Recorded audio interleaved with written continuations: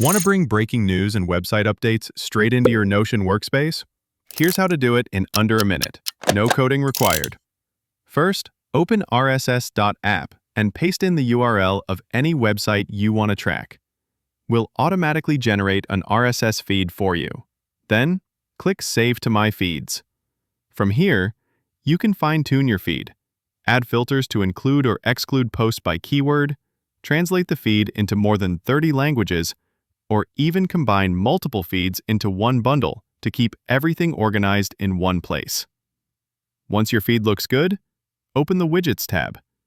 You'll see 7 ready-made widget styles waiting for you: Newswall, List, Carousel, Image Board, Ticker, Magazine, and Feed.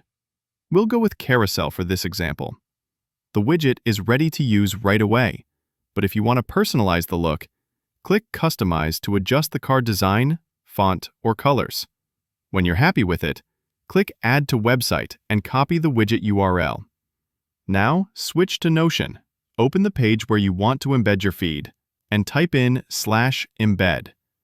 Choose Embed, paste in your RSS app widget link, and hit Enter.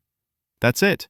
Your Notion page will now automatically show the latest posts from your favorite websites. Try it now at rss.app.